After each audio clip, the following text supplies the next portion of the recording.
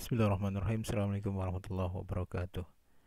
Alhamdulillah wassalatu wassalamu ala rasulillah wa ala alihi wa ashabihi wa mawalah la hawla wa la quwata illa billah amma ba'du. Oke teman-teman, kali ini kita akan coba membedah kisi-kisi PAT Matematika Peminatan. Ada 30 soal, semuanya pilihan ganda. Pelaksanaannya adalah hari Sabtu 5 Juni 2021 pukul 9.30 sampai 11.00. Ya, tolong diperhatikan betul waktunya. Karena jika melebihi dari itu, maka bisa jadi akses untuk mengikuti PAT sudah ditutup, gitu ya. Adapun materi yang akan diujikan adalah seputar vektor, ya, dari persamaan, kesamaan, operasi, panjang vektor, vektor satuan, nah, sampai terakhir proyeksi vektor ya. Semuanya insya Allah sudah pernah kita pelajari. Detailnya akan kita bahas berikut ini. Oke. Oke, kita coba akan bahas per butir soalnya ya. Oke, berkaitan dengan persamaan vektor, siswa dapat menentukan persamaan vektor dari gambar yang disajikan. Oke, jadi ada gambar vektor ya berupa garis berarah itu. Nah, nanti kalian tinggal menentukan ini vektornya persamaannya apa ya. Keluar dua nomor ya. Yang satu nomor itu vektor dalam 2 dimensi, yang satunya dalam 3 dimensi ya. Jadi nah, modelnya seperti ini ya. Ada vektor, kalian diminta untuk menentukan ini persamaan vektornya apa. Bisa dalam matriks, bisa juga dalam bentuk aljabar seperti ini. Yang satunya adalah dimensi 3. Nah, jadi gambarnya dalam dimensi 3 kayak gini. Nanti kalian diminta untuk ini persamaan vektornya apa gitu ya. Bisa dalam matriks, bisa dalam bentuk aljabar. Oke. Insya Allah mudah. Kemudian yang kedua, dapat menentukan gambar dari suatu vektor yang diketahui persamaannya. Oh, ini kebalikan dari yang pertama ya. Kalau yang pertama ada gambarnya, disuruh mencari persamaannya. Kalau ini ada persamaannya, disuruh mencari gambarnya ya. Insya Allah mudah. Kemudian menentukan persamaan vektor yang diketahui titik pangkal dan ujungnya. Oke, ini jadi diketahui titik, misalkan titik A dan titik B ya, koordinatnya berapa dan berapa. Kalian diminta untuk menentukan vektor A, B atau B, A gitu ya. Nah, ini. Nah, jadi gini ya. Misalkan titik A-nya 2,3, B-nya 4,8. Oh, berarti vektor AB-nya ya rumusnya kan B dikurangi A. Ya, berarti tinggal dikurangi saja. Nanti ketemu persamaannya. Oke, kemudian kesamaan vektor. Menentukan nilai salah satu koefisien dari dua buah vektor yang sama. Nah, jadi ada dua buah vektor yang sama. Nanti kalian diminta, kalau sama berarti kan misalnya ada vektor U dan vektor V, dua-duanya sama ini. Maka koefisien dari I itu di vektor U itu sama dengan koefisien dari I di vektor V gitu ya, dan seterusnya. Kemudian menentukan koordinat titik ujung atau titik pangkal dari dua buah vektor yang sama. Ini mirip juga berkaitan dengan kesamaan vektor. Nah, ini ya. Kalau dua buah vektor sama, misalnya ini A, B, C, nah ini P, Q, R, nah kok sama, berarti ya A-nya sama dengan P dan seterusnya ya. Nah, kemudian soal yang ini ya, yang nomor 6 ini, menentukan koordinat titik ujung atau titik pangkal dari dua buah vektor yang sama itu mirip dengan yang ini ya. Ada dua buah vektor, ada vektor U dan vektor AB gitu ya. Nah, cuman AB-nya yang diketahui baru A-nya. Nah, kalian suruh nyari B-nya. Gitu ya. Mendefinisikan vektor posisi dari suatu titik tertentu. Nah, jadi definisi vektor posisi adalah apa gitu. Jadi ini nggak ngitung, cuma definisi aja. Menentukan vektor posisi dari suatu titik tertentu ya. Jadi ada titik, misalkan titik A. Vektor posisi dari titik A adalah apa gitu ya. Nanti kalian buka lagi materi tentang vektor posisi. Menentukan panjang suatu vektor yang diketahui persamaannya. Oh, panjang vektor ya. Nah, ini tadi vektor posisi. Nah, panjang vektor ya, ingat rumusnya. Ya, masing-masing ini tinggal dikuadratkan, ditambah terus diakar ya. Menentukan panjang vektor. Oke, kita cepat saja. Menentukan salah satu elemen suatu vektor yang diketahui panjangnya. Nah, panjangnya diketahui, suruh mencari salah satu elemen dari vektor tersebut. Misalkan ada contohnya. Nah, enggak ada. Jadi tinggal prosesnya dibalik saja lah ya. Misalkan diketahui vektor P di sini ya, berapa berapa dan berapa. Nah, ini salah satunya ada yang tidak diketahui. Nah, tapi nanti panjang akhirnya itu diketahui. Oh, ini vektor satuan. Nah, gini ya. Nah, jadi ada elemen yang tidak diketahui tapi panjangnya diketahui, maka elemen tersebut nanti bisa dicari. Disajikan 3 buah koordinat titik sudut segitiga, siswa dapat menentukan hubungan antara panjang ketiga sisi segitiga tersebut. Nah, jadi dari segitiga A, B, C, ya, ketiga titiknya, titik A, titik B, dan titik C-nya semuanya diketahui koordinatnya. Nah, nanti kalian bisa menentukan bagaimana hubungan dari ketiga panjang sisinya, sisi AB, sisi BC, sisi AC seperti apa. Nah, berarti kalian harus menghitung dulu semua sisinya. Panjang sisi AB berapa, panjang sisi AC berapa, panjang sisi BC berapa. Nah, nanti kalian bisa menentukan mana yang lebih panjang, mana yang lebih pendek, kayak gitulah ya. Kurang lebih gitu. Berarti menggunakan konsep apa? Panjang vektor. Menentukan vektor satuan dari suatu vektor. Nah, vektor satuan gampang ya. Kan sudah ada rumusnya. Nah, ini vektor satuan. Nah, ini rumusnya. Vektor satuan dari vektor V adalah vektor V dibagi panjang vektor V. Nah, sudah ada contohnya juga. Nanti kalian bisa lihat di catatan kalian. Operasi vektor mampu menganalisa panjang dan arah suatu vektor hasil operasi. Oh ya, ini berarti kayak yang PAT apa ya? PTS kalau tidak salah. Model. Nah, yang seperti ini. Ya. Jadi U arahnya ke sana, V ke sini, W ke sini. Oh, berarti kalau dijumlahkan nanti arahnya jadi kemana? Nah, gitu ya. Kurang lebih seperti itu. Mampu menyederhanakan hasil penjumlahan beberapa buah vektor secara geometris. Berarti ada beberapa vektor yang secara geometris diketahui. Nanti misalkan beberapa vektor ini dijumlahkan gitu ya, nanti atau dikurangi atau ya, dikali dengan skalar, nanti bentuk sederhananya, hasil bentuk sederhananya apa gitu ya. Ya, jadi ini soal analisa ya. Lebih kepada soal analisa.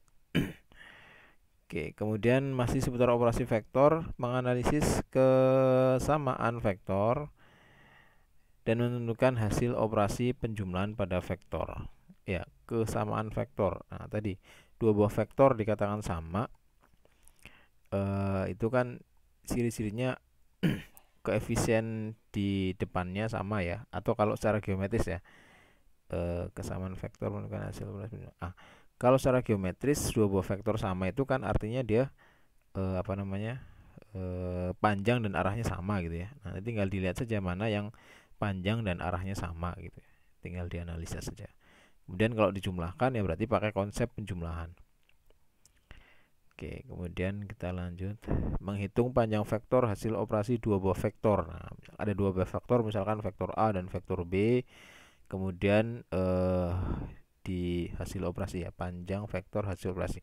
Nah, misalkan dijumlahkan nih vektor U tambah V, terus kemudian dicari panjangnya lah gitu ya. Misalkan panjang dari vektor U plus V atau 2U plus 2V atau berapa gitu. Tinggal dioperasikan dulu, baru nanti hasilnya dicari panjangnya. Mengetahui ciri-ciri operasi dot product. Nah, dari segi hasil, jadi hasil dari dot product itu hasilnya berupa apa? Ya, apakah berupa vektor, apakah berupa matriks atau apa gitu ya. Nanti kalian pelajari lagi. Hasil operasi dot product dua buah vektor yang diketahui. Ini tinggal mengoperasikan dot product ya. Dot product. Tinggal dilihat saja. Operasi dot product. Oke, saya ingatkan ya, barangkali lupa. Nah, misalkan ada vektor A, vektor B, suruh dioperasikan A dot B gitu ya. A dot B yang mudah saja. Ya, ini ya, 1 kali 5 ditambah 2 kali 4 ditambah 4 kali 0. Ya, hasilnya berupa angka ya. Jadi sudah bukan vektor lagi, angka atau skalar. Oke.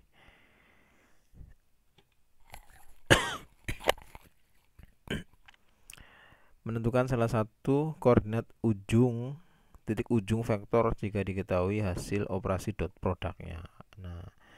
jika diketahui operasi dot produk. Ya, jadi operasi dot produknya sudah diketahui. Misalkan U kali U dot V sama dengan 0 gitu ya. Maka nanti kalian bisa menentukan, oh berarti salah satu unsurnya yang belum diketahui nanti bisa dicari dengan menggunakan konsep dot product ya, pakai rumus dot product saja, nanti ketemu salah satu unsurnya.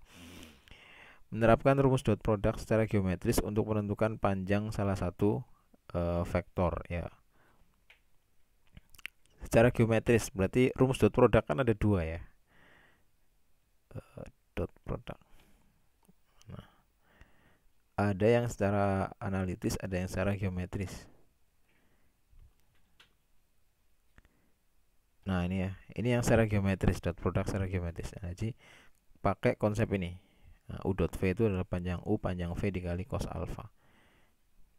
Ya, jadi menggunakan rumus dot product yang secara geometris untuk menentukan panjang salah satu vektornya. Ya, menentukan panjang salah satu vektornya. Nah, misalkan ini. Nah, ini kan berarti bisa menentukan. Misalkan panjang U sudah diketahui, panjang V belum. Nah, nanti kan bisa dicari gitu ya. Kemudian masuk ke sudut antar vektor ya. Nilai kosinus sudut antara dua vektor yang diketahui. Nah, nilai kosinus. Nah, kan ini ya, kosinus alfa kan rumusnya ini. Ini kan masuk ke sudut antar vektor itu kan ya. Nah, ini kan kosinus alfa ya, ini rumusnya. Tinggal masukkan aja ke rumus ini. Nanti ketemu nilai kosinusnya ya kan. Menentukan nilai kosinus yaitu rumusnya tadi. Kemudian menentukan besar sudut. Nah, menentukan besar sudut berarti ini menerapkan sudut istimewa ya. Nanti kalau sudah ketemu nilai cosnya, misalkan cosnya setengah, oh berarti alfanya ketemu, sudutnya ketemu gitu ya. Oke, berarti harus hafal juga nilai trigonometri sudut istimewa ya. Kemudian perbandingan vektor. Nah, ini nomor yang terakhir. Menentukan vektor posisi suatu titik yang berada di antara dua titik yang diketahui. Oke. Jadi ada dua titik yang diketahui koordinatnya, misalkan titik A diketahui koordinatnya, titik B diketahui koordinatnya, kemudian ada satu titik, misalkan titik P, yang mana titik P ini letaknya di antara A dan B gitu ya. Maka titik P-nya nanti kita bisa tentukan berapa koordinatnya menggunakan perbandingan vektor. Ya, perbandingan vektor. Perbandingan vektor di pertemuan keberapa? Pertemuan keberapa perbandingan? Ada nggak?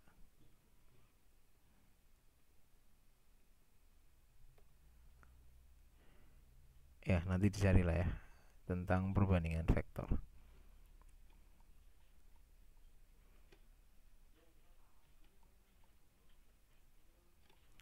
Oke, kita lanjut aja. Menganalisis pernyataan yang tepat tentang definisi proyeksi ortogonal. Nah, ini definisi ya. Jadi kalian harus tahu apa bedanya antara proyeksi ortogonal dengan proyeksi skalar. Ya, ini bukan soal hitungan, tapi kalian diminta menentukan mana definisi yang tepat. Kemudian menentukan rumus yang tepat untuk menghitung proyeksi skalar dua buah vektor. Nah, rumusnya aja. Jadi kalau ada vektor U, ada vektor V, proyeksi skalar U pada V itu rumusnya apa? Nah, itu ya. Nggak suruh menentukan rumusnya aja kan, itu menentukan rumus. Nggak sampai ke ngitung ya. Menentukan vektor hasil proyeksi ortogonal. Nah, kalau ini ngitung ya. Menentukan vektor hasil proyeksi ortogonal. Ya masuk ke rumus proyeksi ortogonal. Kemudian proyeksi skalar. Nah, ada proyeksi ortogonal satu nomor, proyeksi skalar satu nomor. Jangan sampai ketukar rumusnya ya. Mana yang ortogonal, mana yang skalar ya.